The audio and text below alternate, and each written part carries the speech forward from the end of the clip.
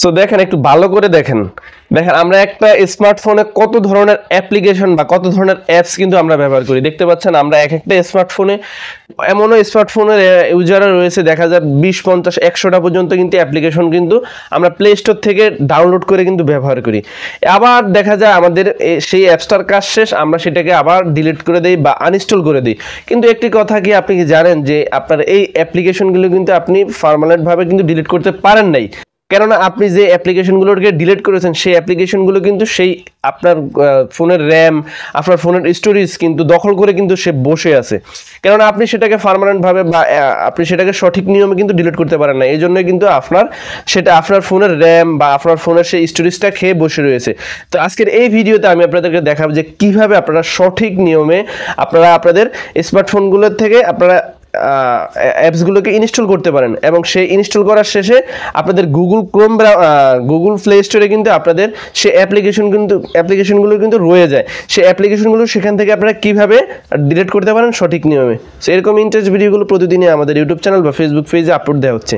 Miss করতে না চাইলে এখনই চ্যানেলটিকে সাবস্ক্রাইব করে এবং ফেসবুক পেজটিকে ফলো করে ভিডিওর পরবর্তী অংশটুকুকে কন্টিনিউ দেখতে থাকুন। So let's get start now video. So everyone, চলে আসলাম আমরা আমাদের মোবাইল স্ক্রিনে। তো আমরা আজকের এই ভিডিওতে শিখবো আমাদের ফোনে এই যে দেখতে পাচ্ছেন অনেক ধরনের অ্যাপ্লিকেশন। অনেক সময় দেখা যায় আমাদের এই অ্যাপ্লিকেশনগুলো আমাদের প্রয়োজন হয় না, তো আমরা এই অ্যাপ্লিকেশনগুলোকে আমরা আনইনস্টল করে দিই। আনইনস্টল করে দেওয়ার পরও কিন্তু আমাদের এই অ্যাপসগুলো কিন্তু আমাদের ফোনের জিবি র্যাম এগুলো কিন্তু দখল করে বসে আছে, সেগুলো কিন্তু খালি হচ্ছে না। তো আজকের এই ভিডিওতে দেখাবো কীভাবে আপনারা সঠিক নিয়মে আপনারা সেগুলোকে আনইনস্টল করে দেবেন। তো আমরা আমাদের ফোনের প্লে স্টোরটিকে আমরা ওপেন করে নিব। ওপেন করে নিয়ে আসার উপরে দেখতে পাচ্ছেন আমাদের প্রোফাইল লোগো এখানে ক্লিক করে এখানে ম্যানেজ অ্যাপ ডিভাইস এটার উপরে ক্লিক করে দেব। ক্লিক করে দেওয়ার সেই পাশে দেখতে পাচ্ছেন ম্যানেজ ওভারভিউর পাশে ম্যানেজারে এখানে ক্লিক করে দেবেন। ক্লিক করে দেওয়ার শেষে এখানে আপনাদের সবগুলো অ্যাপ্লিকেশন এখানে শো করবে। এখান থেকে আপনারা দেখতে পাচ্ছেন দিস ডিভাইস এখানে ক্লিক করে দেবেন। এখানে দেখতে পাচ্ছেন নট ইনস্টলড, এই নট ইনস্টলড এখানে ক্লিক করে দেবেন।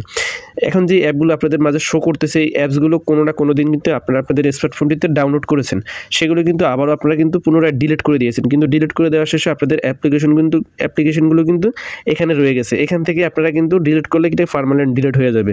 ডিলিট করার জন্য জাস্ট যে কাজটি করবেন, এখানে পাশে খালি ঘর দেখতে পাচ্ছেন, এখানে টিক মার্ক দিয়ে দিবেন।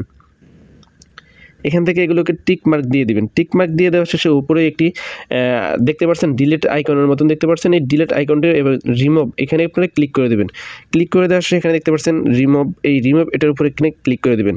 আবার সেমভাবে আপনাদের আটটা অ্যাপ্লিকেশন কিন্তু অলরেডি ডিলিট হয়ে গেছে। সেমভাবে আপনারা এখানে যতগুলো আপনারা অ্যাপ্লিকেশন ডিলিট করতে চান সম্পূর্ণ অ্যাপ্লিকেশনগুলোকে আপনারা এখানে মার্ক করে নেবেন।